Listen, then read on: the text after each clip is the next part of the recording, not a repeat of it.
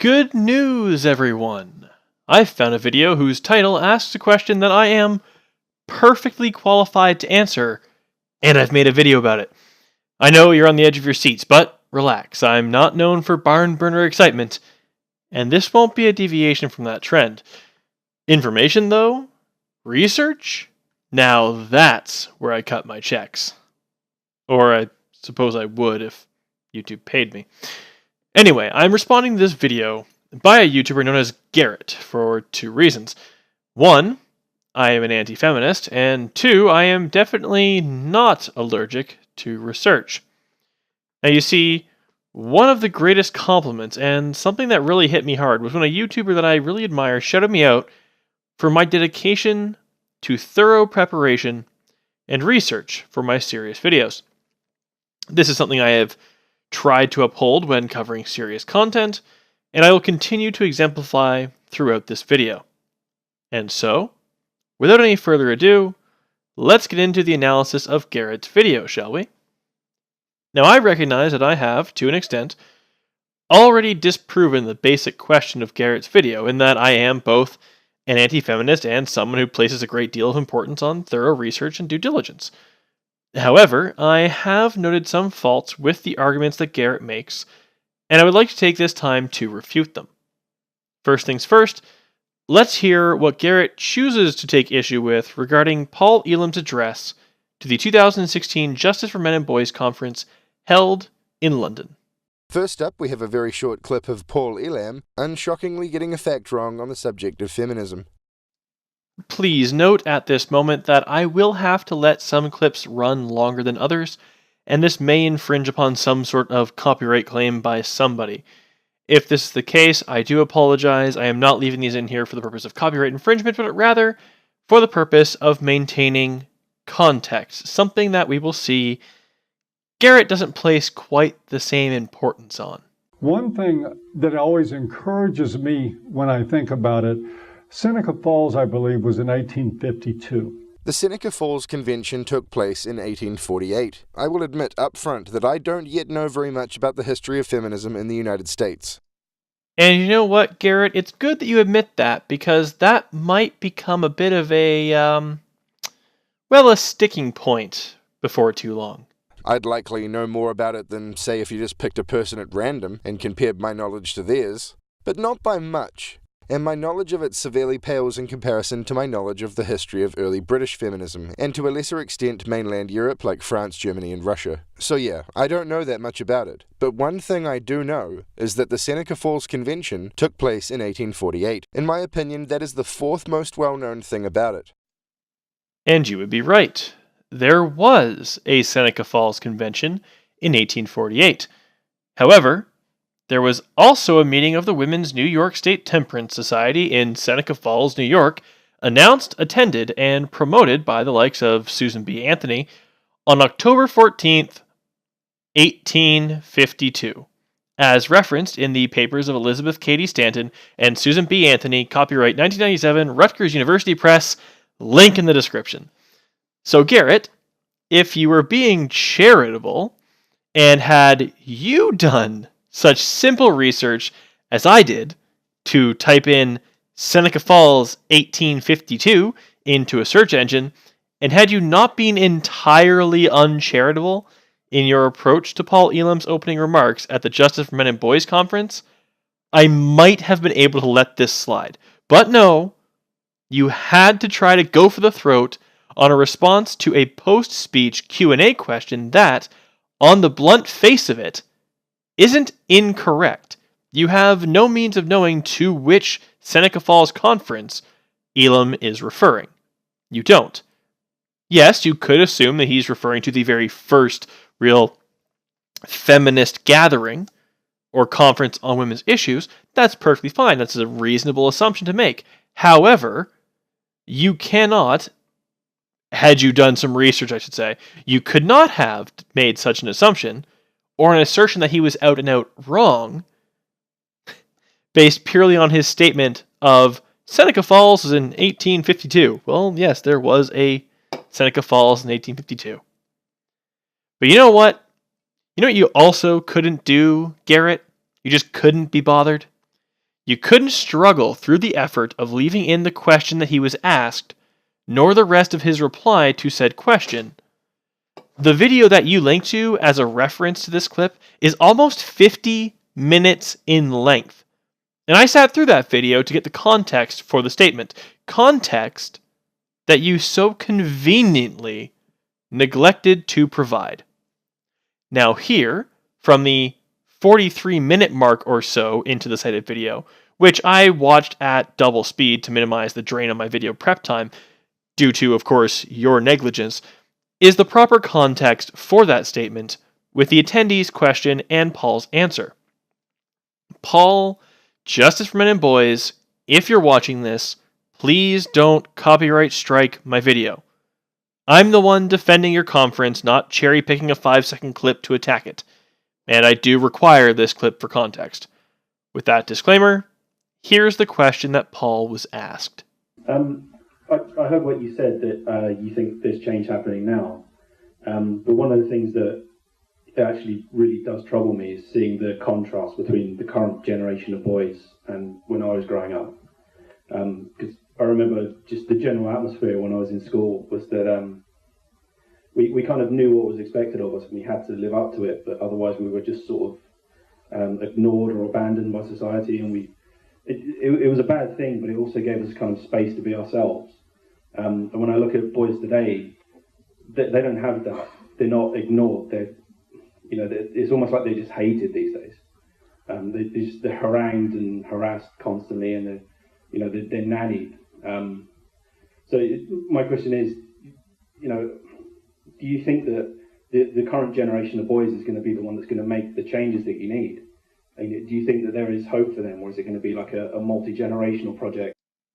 The man is concerned that boys in school today are not being treated fairly, are having, say, unreasonable expectations placed upon them, and essentially are being beaten into submission, and he's worried that it's going to affect them very negatively. It's going to impact how they view authority figures or anyone trying to impart social change with them. And he's not wrong. His question ultimately is asking what Paul Elam's opinion is on the sort of time frame that might be involved with making meaningful change occur. Basically saying, look, we've done all this work essentially to sandbag our efforts to set things back. So how much time is it going to take now to catch back up? And he's not wrong. A study by Christopher Cornwell, University of Georgia, David B. Mustard, University of Georgia and IZA, and Jessica Van Parijs, I'm going to go with Parijs, it's P-A-R-Y-S, from Columbia University as of the 1st of May 2012, did show that teachers were grading boys more poorly than girls for the same test scores. The study is the, quote, non-cognitive skills and the gender disparities in test scores and teacher assessments, evidence from primary school. The abstract of this study states the following. Using data from the 1998-99 ECLS-K cohort, we show that the grades awarded by teachers are not aligned with test scores. Girls in every racial category outperform boys on reading tests, while boys score at least as well on math and science tests as girls. However, boys in all racial categories across all subject areas are not represented in grade distributions where their test scores would predict. Boys who perform equally well as girls on reading, math, and science tests are graded less favorably by their teachers. But this less favorable treatment essentially vanishes when non-cognitive skills are taken into account. For some specifications, there is evidence of a grade bonus for boys with test scores and behavior like their girl counterparts. The study goes on to explain the bump and the negative grading compared to their test scores as essentially the fact that boys who socialize in the classroom and who conduct themselves in behavioristic ways very, very similar to or the same as their female counterparts are given a slight bump up. It's essentially like saying, oh, I didn't expect you to make it this far this way, so here's a little bonus. Oh, you've achieved more than I thought you were capable of, so here's a cookie. It's patronizing and it's harmful to the way that boys are growing up today, because I can guarantee you the vast majority of boys are not receiving this boost. And even if they were, that would simply mean that we are essentially forcing boys away from their own nature and pushing them into a specific behavior box better suited to their female counterparts. Now, I've had enough of a rant on this. I'll leave it to Paul's answer to the man's question. Again, the man's question being, with the impact that the school systems are having on boys, what do you think is going to be the overall time frame? And will this have to be a multi-generational attempt and effort to make a certain change in the minds of young men? To decondition them, essentially, from the brainwashing they receive to believe that their natural impulses are evil and they're demonized by their teachers, marked down, so on and so forth. Paul's answer. I think it has to be a multi-generational project because the boys alive now have simply been betrayed too much. I mean, one of the issues in mentoring and reaching young boys now is that they don't trust us. And I don't blame them. The system has ripped their fathers out of their lives. They've been sent to schools that teach them they're inferior, while what few men are there standing around, say nothing, or participate in the abuse. It is, I mean, I'm not pretending like there is simple answers to any of this. This is going to be a very, very slow kind of social change. But one thing that always encourages me when I think about it, Seneca Falls, I believe, was in 1852. It was 70 years after that, before the 19th Amendment was passed, another 50 after that, before the Gorgon of gender feminism rose its ugly head and started inflicting even more damage. Even in a species that is wired to protect women and give them what they want, for the most part, at all costs, these types of changes are slow. We have to look at this in the long game. And I think that mentoring, I was really encouraged by Anil Kumar's talk, their community-based model, the way they were doing outreach with men, and not even focusing so much around activism, but focusing on community, focusing on support in groups.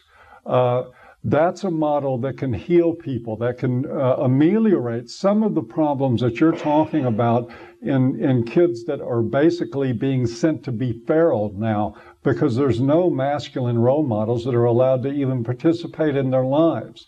But, you know, we're going to have to face it. I'm with Janice. I'm being bleak.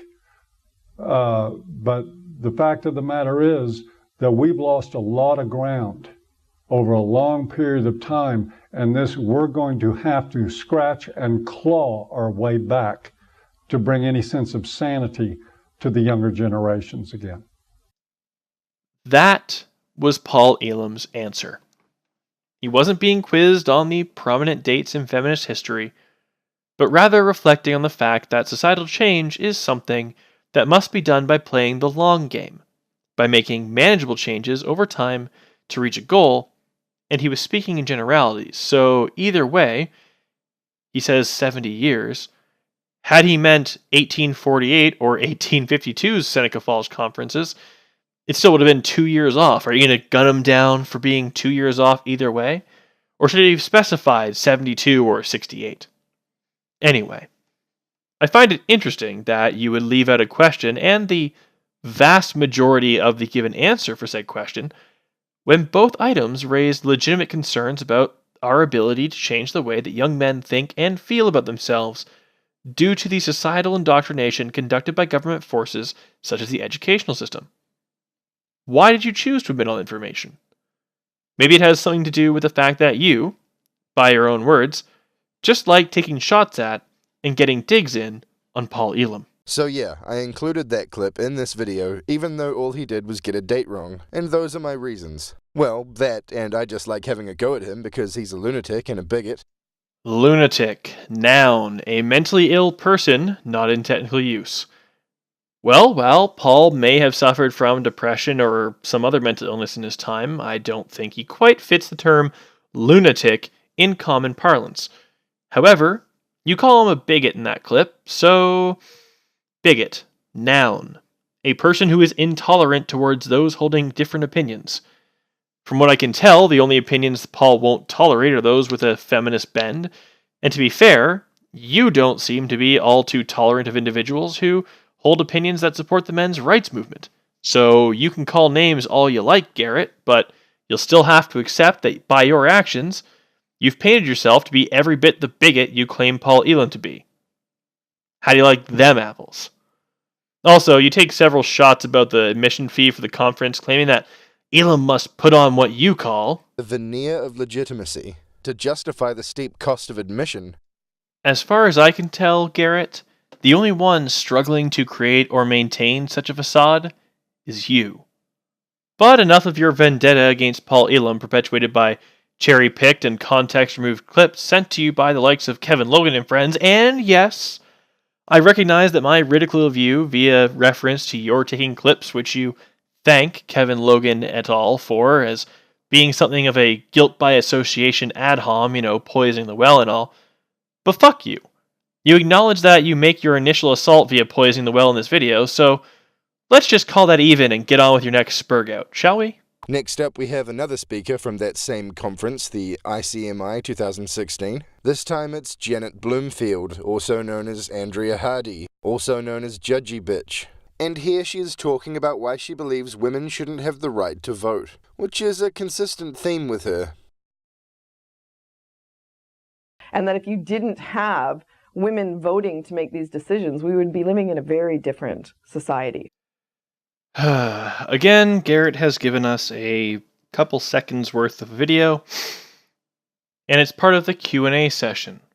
So, it's not a particularly prepared statement, and there's a question that comes before her answer that Garrett has failed to include here. Again, that would be important context. Me, I care more about context. I'm willing to do the legwork. I have just listened through 31 and a half minutes of this video, the original source material, and of course I will go so far as to include the context for Garrett. Well, this is not so much necessarily a question, more than an observation from my sort of personal experience. For those who don't know, that I'm a university lecturer in Cardiff, so I've got lots of experience at the university media over quite a number of years.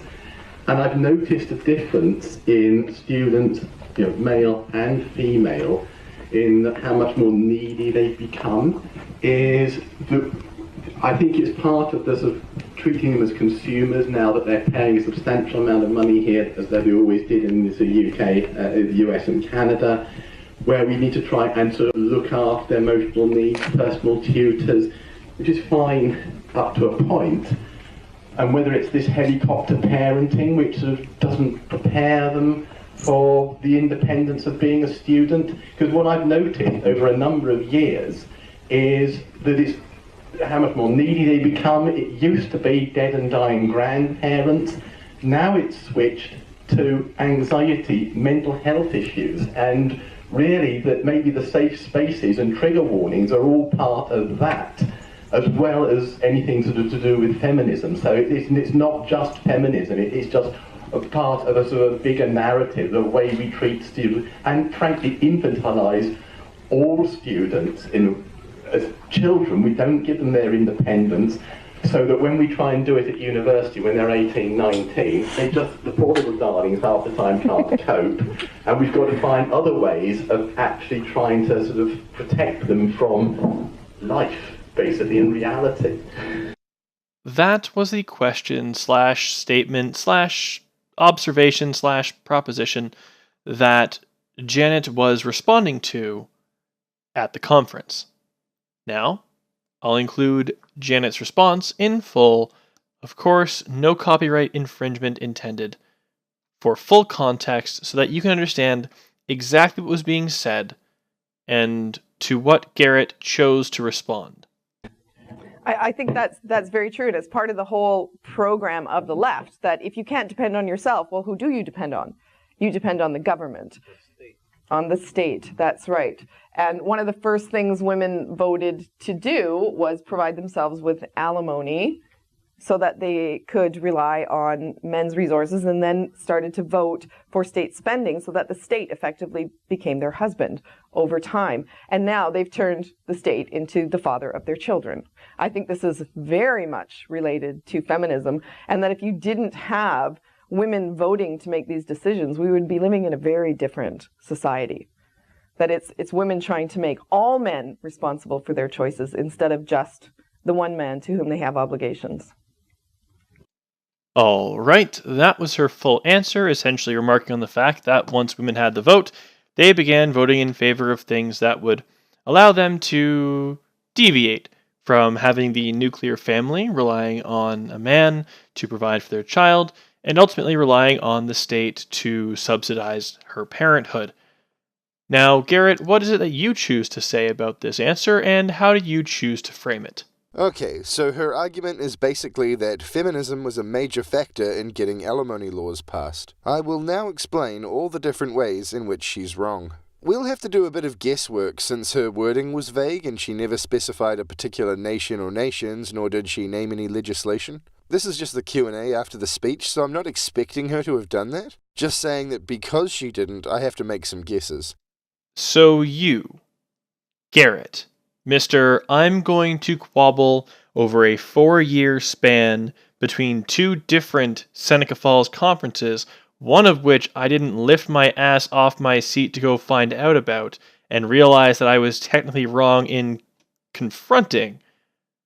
You are going to bitch and moan about the fact that in the Q&A, which again you recognize it's the Q&A, she gave a general statement about women's voting actions upon receiving the vote. You are going to complain about a lack of context, Garrett.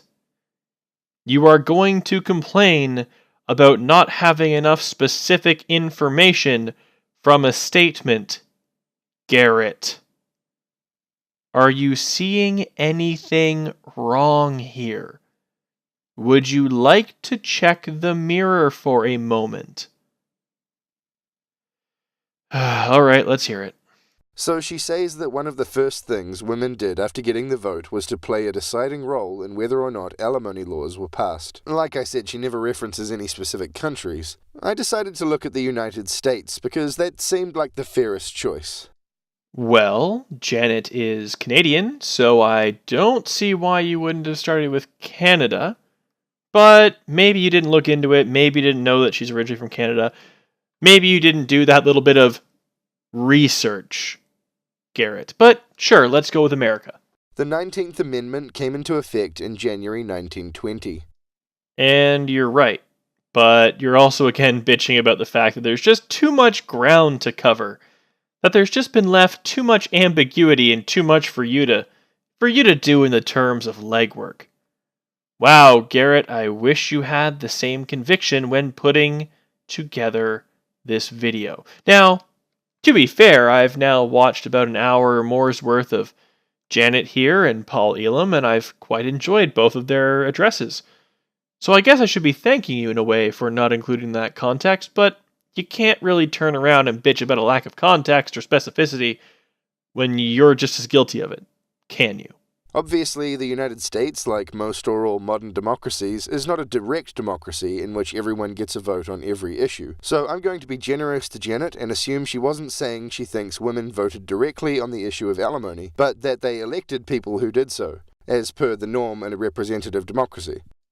Stop you there. This little frame you've left in. This, while I guess she was addressing a general representative democracy, it does seem like she's referring to a direct democracy, but I'm going to be really nice and just give her the benefit of the doubt, but it really does seem like she's referring to a direct democracy, and wouldn't that be stupid? But I will give her the benefit of the doubt, except that it seems like she's... Do you see where you're going here, Garrett? You're going around in circles, bud, and it really makes your concession on this topic seem a little bit disingenuous when you have to just throw in that last written dig in the freeze frame there with the text, just to remind people you think she's really referring to the fact that, oh, the US is a direct democracy and every citizen gets one vote on every single issue. Like, get fucked, dude. Seriously. But again, on with your rebuttal. So I looked at the legislation passed by the first Congress and the executive actions, etc. of the first president elected after 1920, those being the 67th Congress and the administration of Warren G. Harding, and I couldn't find anything about alimony. Even if I had, Janet's argument would still be invalid, but I'll get to that. For now, let's look at the history of alimony. The practice originates from the Middle Ages. Garrett waffles on about the origin of alimony laws as religious from ecclesiastical courts, and then how they came to the 13 colonies and all that good jazz. But eventually comes to the conclusion of...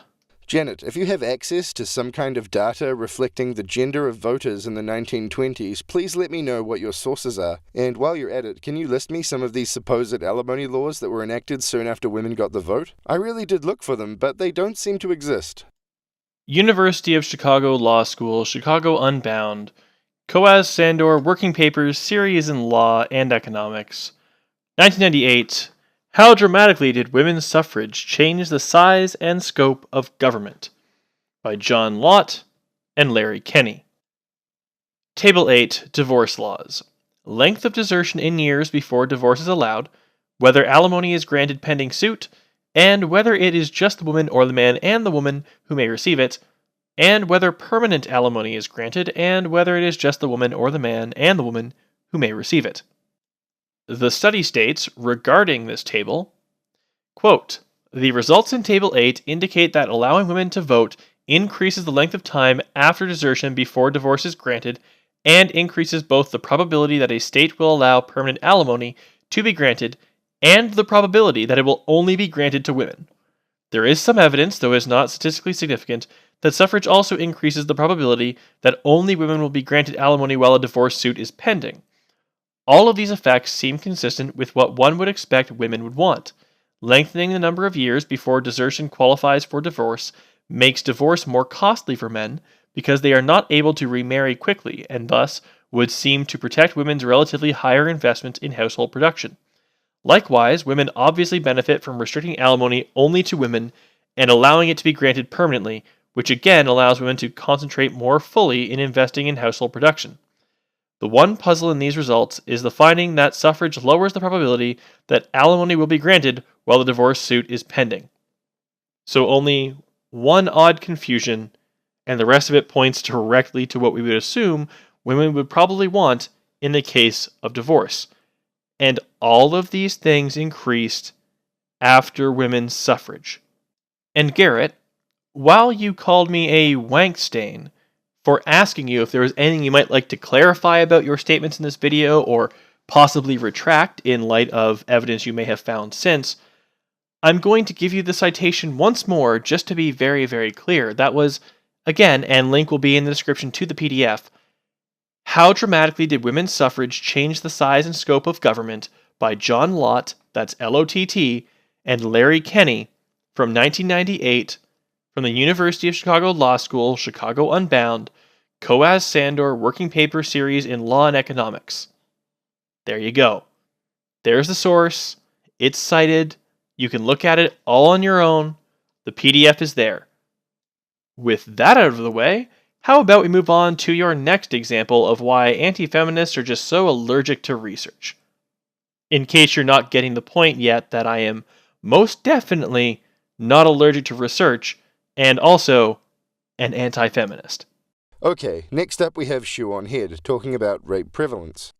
Alright, don't get me wrong, I love Shoe. She's adorable, she's hilarious, she's essentially the quintessential college dropout shitposty YouTuber that everyone more or less aspires to be.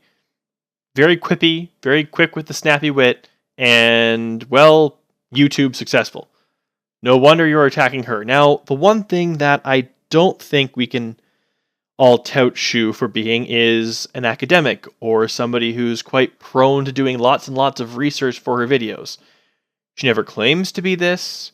She never acts as though she goes through and checks every damn fact down to the letter. She's not as weaponized autistic as myself or some others would be about these subjects. Either way, let's take a look at what you have to say about her and her statements on the prevalence of rape.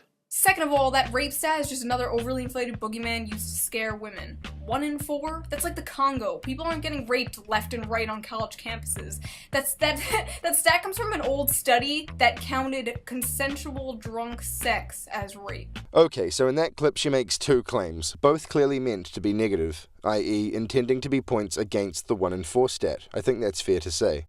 I agree. Both of those statements were definitely meant to refute or otherwise criticize and undermine the 1 in 4 statistic. Now let's hear your counterpoint.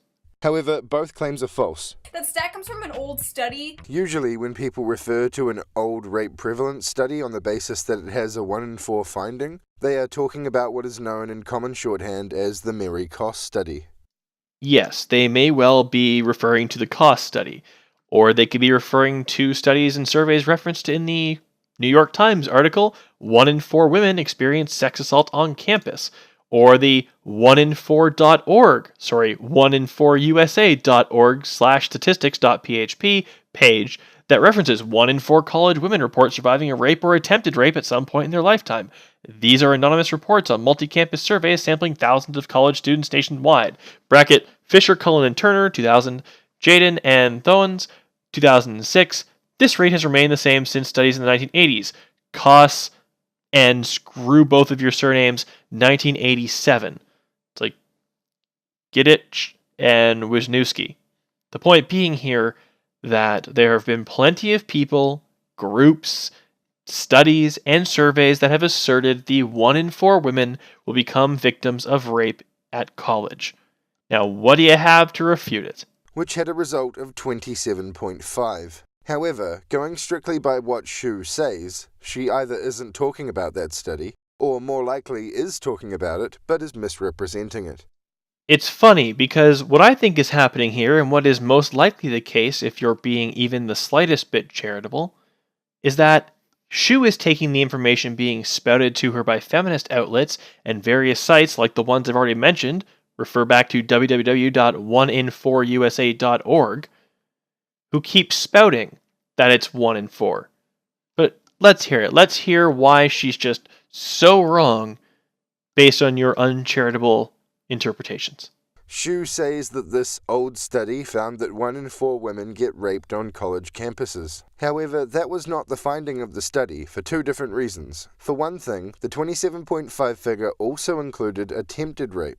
And the study wasn't just asking women about their experiences while being a university student. It was asking them about their experiences since the age of 14. So Shu is either referring to some other equally well-known old study that she doesn't name, or she's getting shit well wrong about the Mary Koss study. The other thing I'd say is that you don't have to go back to Mary Koss to find a study with a 1 in 4 result, a study that anti-feminists like to bring up. The AAU study that I talked about at length in my response to Sargon of Akkad was published way back in the distant past of the olden times of 2015, and it's known for its 1 in 4 finding. Well, actually, again, it's slightly higher than 1 in 4. But also, again, it's not just about rape, it also includes attempted rape, and includes sexual battery. So just like the Mary Koss study, it cannot be said to be a study that says that 1 in 4 women are getting raped on college campuses. If there is a study that is just about rape, and just about female university students while they are students, with a 1 in 4 finding,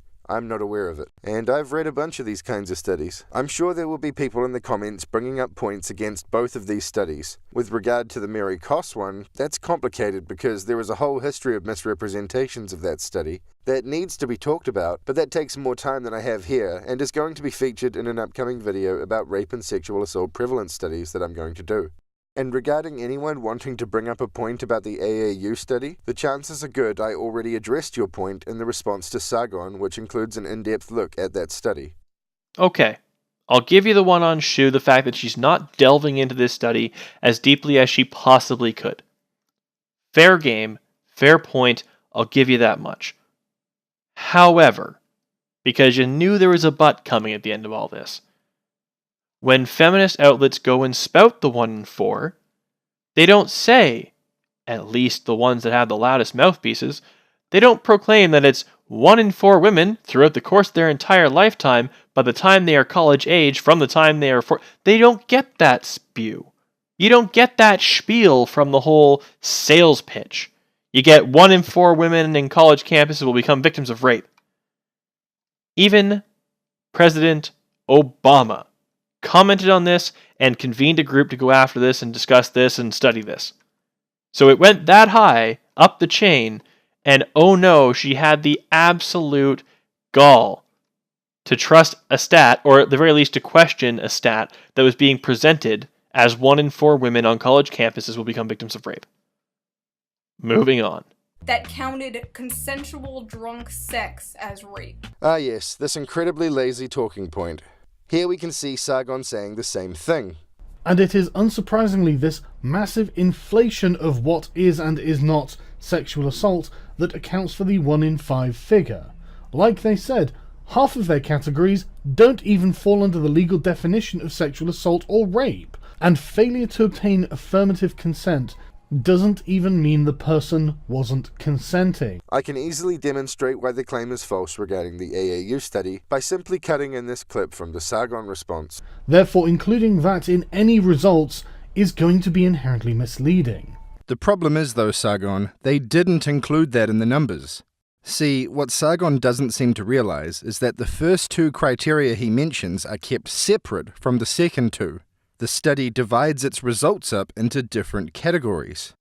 And what you don't seem to be getting here, Garrett, is the fact that it's not just the study putting forth those numbers, that there are plenty of other talking heads out there throwing around the 1 in 4, 1 in 5 statistics, and it's getting really old. People are taking the generalizations and tossing them out, and it originated from feminist talking heads, from Democrat talking heads. It went all the way up to the damn president and through the New York Times as a 1 in 4.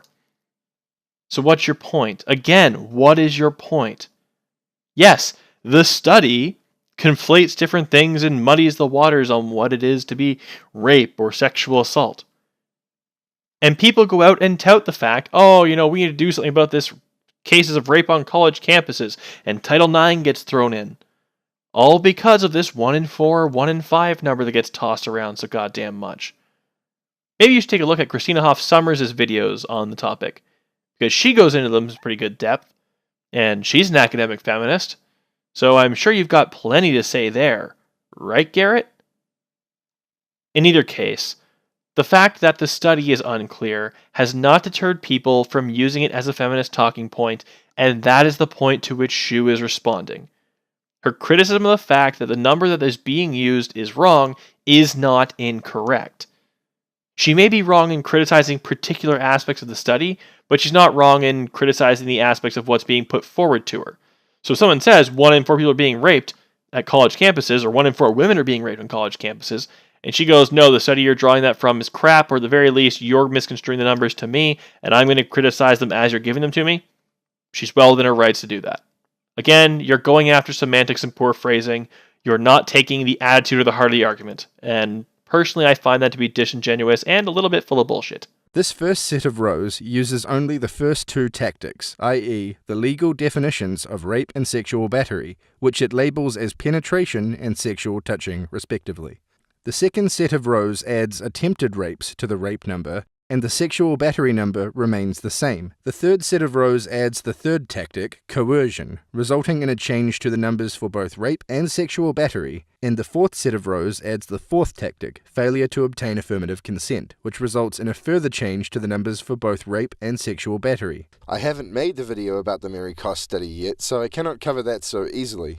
Not that I'd be able to do so with a clip of that length anyway, since it's a more complicated subject, but suffice to say that that study has been accused many times over the years by many people of artificially expanding the definition of rape in a variety of ways. The vast majority of these accusations are baseless and tired rehashings of old claims against the study that have been repeatedly debunked over the years.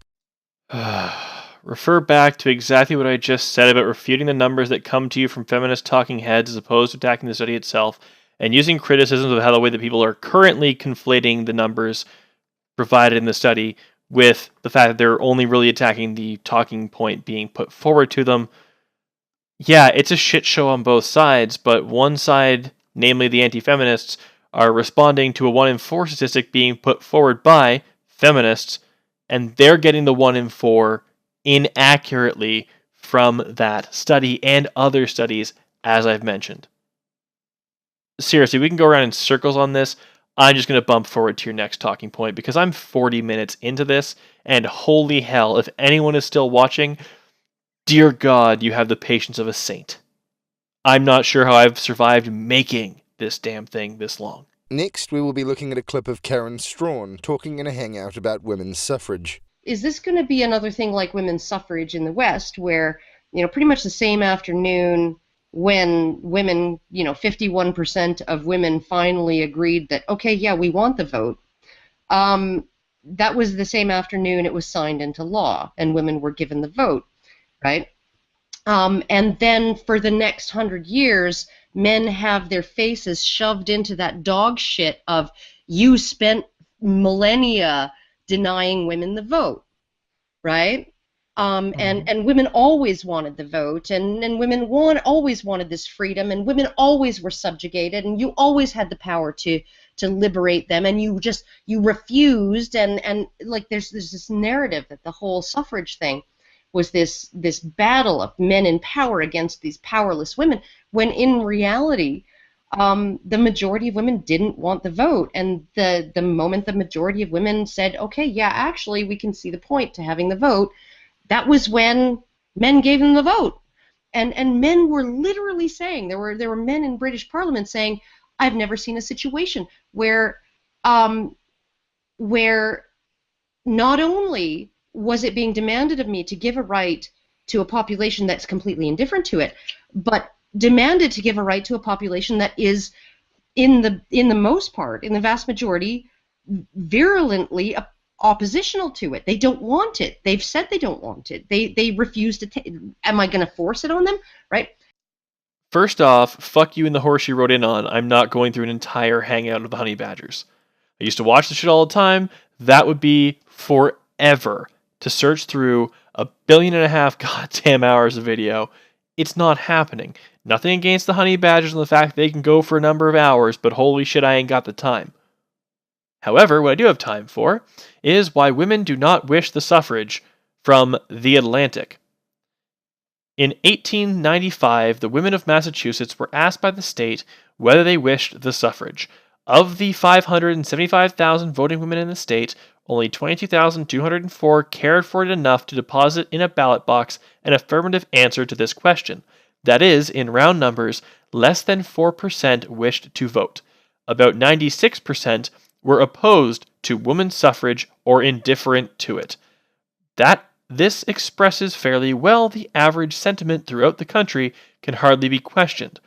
There may be some western states in which the proportion of women who, for one reason or another, desire the suffrage is somewhat larger. On the other hand, there are southern states in which it is even less. Certainly few men or women will doubt that at the present time an overwhelming majority of women are either reluctant to accept the ballot or indifferent to it. So there. I've cited a source. Women either disagreed with it enough or didn't care about it enough to cast a ballot in their own support for women's suffrage. That's just one.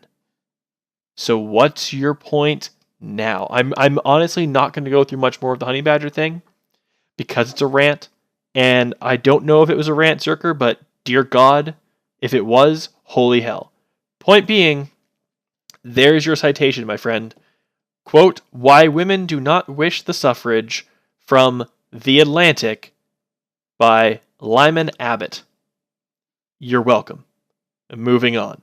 She presents essentially an alternate version of history than what is taught in schools and universities.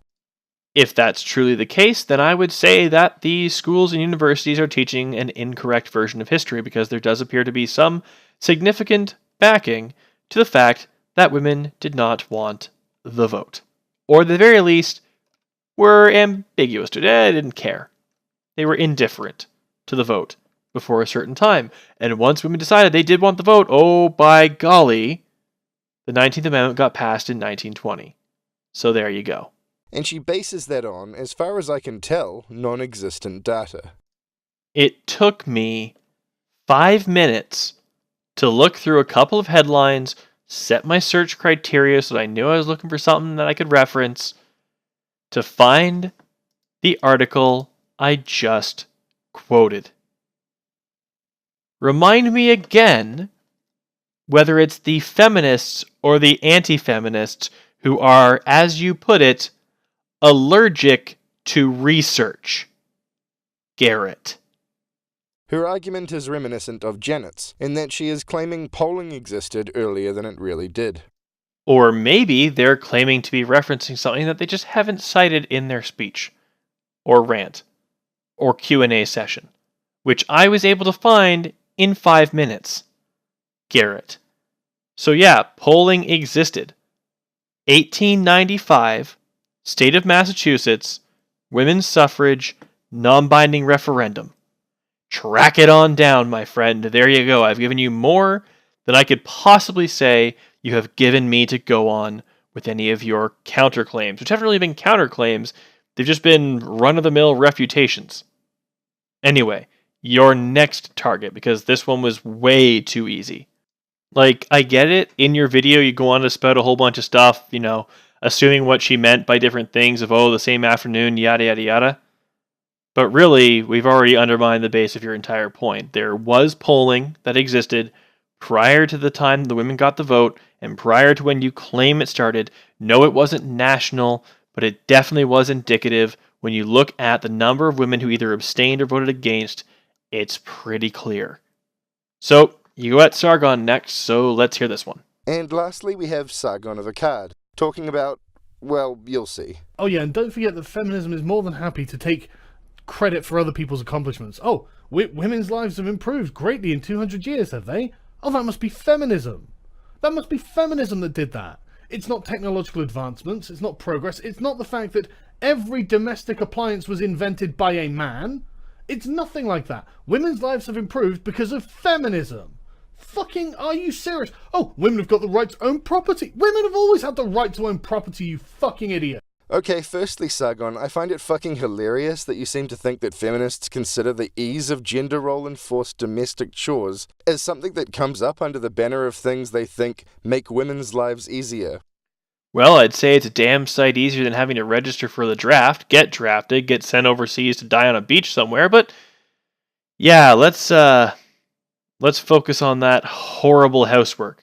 Like, I get it, you might not want to do the dishes, and I hate vacuuming, but holy fuck, man, if it was like, hey, do you want to stay home and cook, clean, take care of the kids kind of thing, I would do that if someone provided for me. Not gonna lie. I would work my ass off at the start of that goddamn day. Everything would be done by noon. Alright? Have that fucking roast in the slow cooker for the next 5 hours. Alright? When my wife came home for dinner, fucking be all out and ready. I'd be the most grateful son bitch you ever saw in your life. But you know what? No, that's just too fucking hard. God, I don't even know how to cook. I would learn to fucking cook. I would learn to cook I'd be the next Gordon Ramsay at that point, my friend. Okay, so don't give me this shit about, the housework is just so fucking horrible. Oh, it's so laborious. Yeah, you know what's laborious? Sewage work. You know what sucks shit? Working in a logistics factory. Fucking warehousing shit to go onto an automotive line.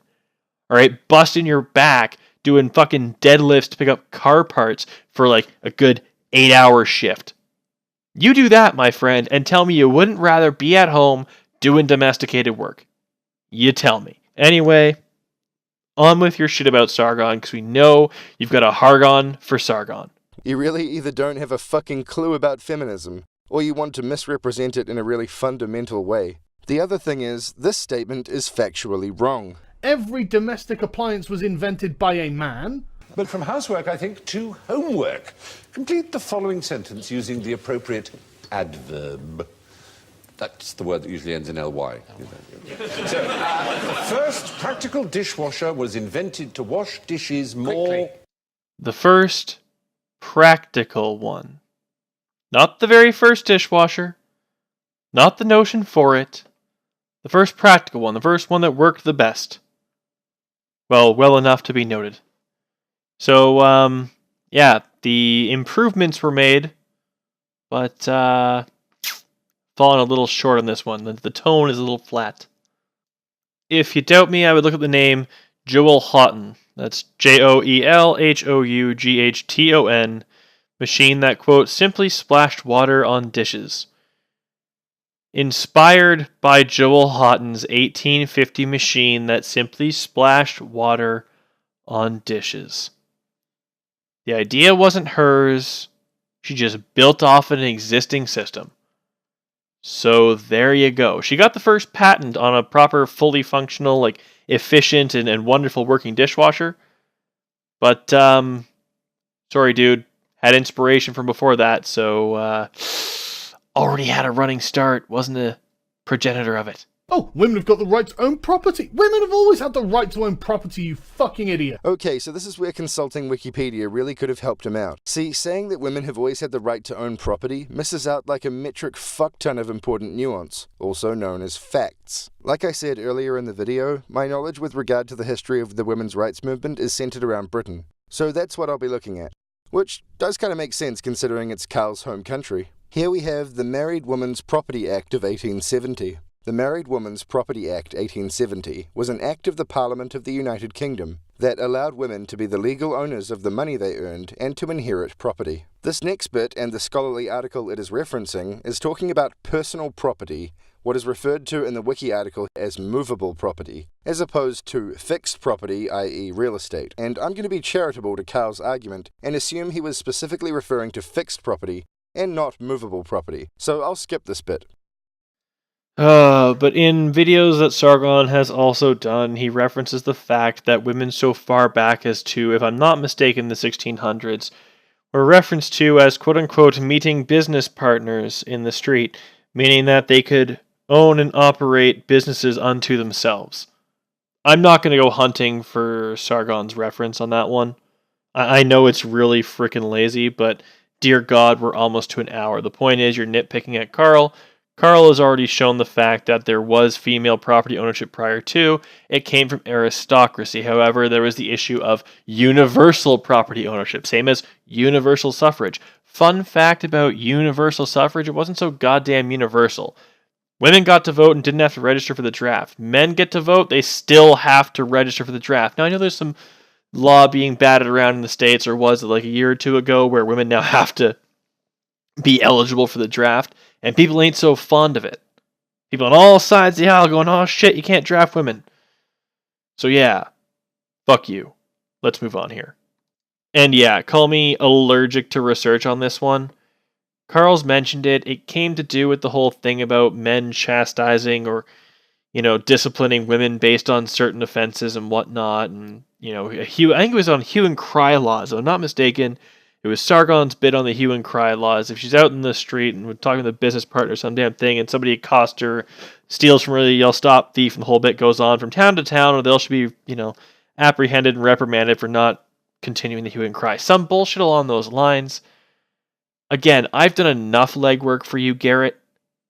The fact that you couldn't do that little bit and watch a couple more of Sargon's videos, up yours. Let's move on.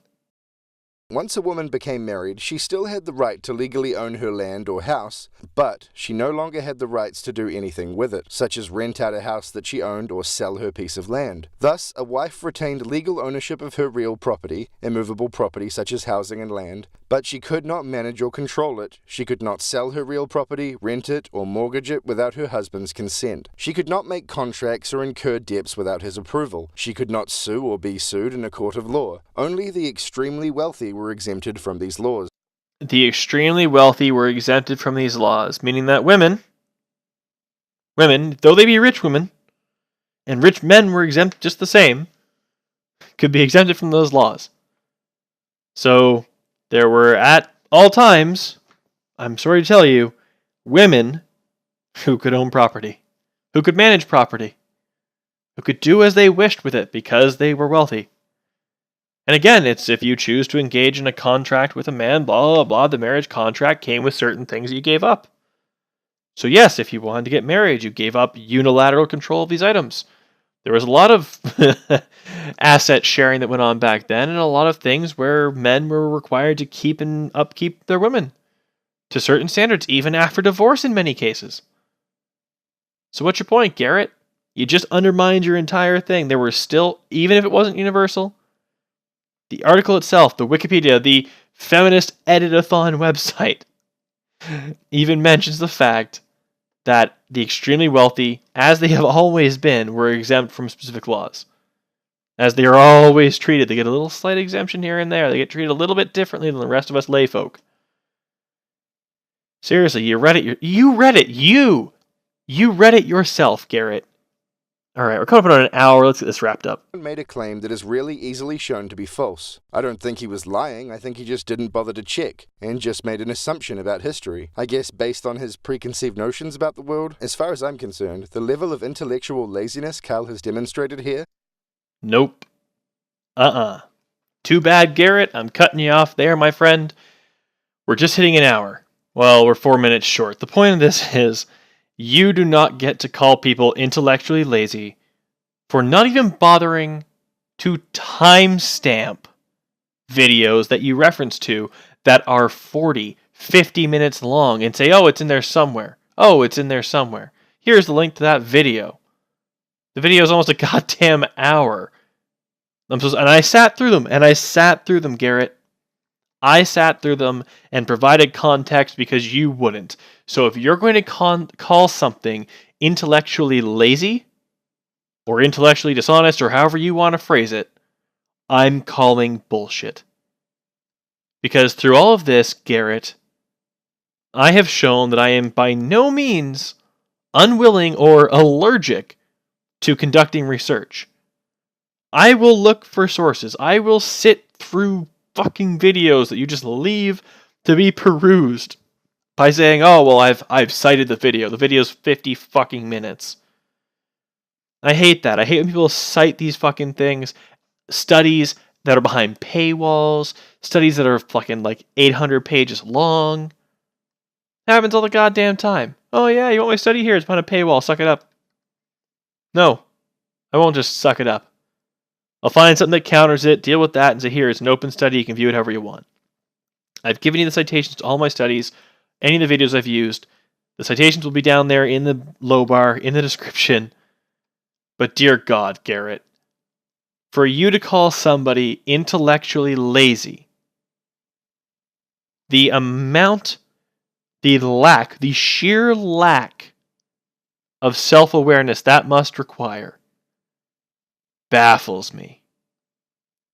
Anyway, folks, this has been another JT Viper video in which I think after an hour and a significant deal of source citing and research that I'm supposed to be allergic to, I think we can call this one settled. Paul Elam was giving a larger scope, and you were incorrect on the fact that there could not have been any other Seneca Falls conference except for 1842 or 1848. Fuck. Janet Bloomfield was referencing the fact that yes, there was an uptick in the changes in laws purportedly towards the fact that the size of the state, the scope of state responsibility, all right, alimony and divorce laws, yes, these things all expanded notably, and I've cited a study for it. And that one's a PDF, so you can just like Control F that one and search alimony or Table 8. It's all in there. Garrett, seriously, I'm disappointed. I saw this video and thought, you know what? This'll be good. This'll be something I can really, cut my teeth on. Something I can really show my skills with.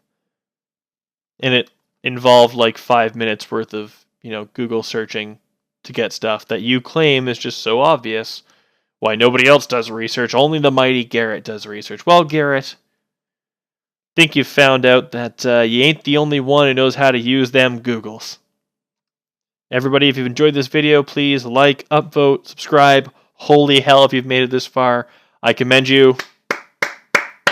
Round of applause to you. I barely made it. In any case, this has been JT Viper. This has been another video.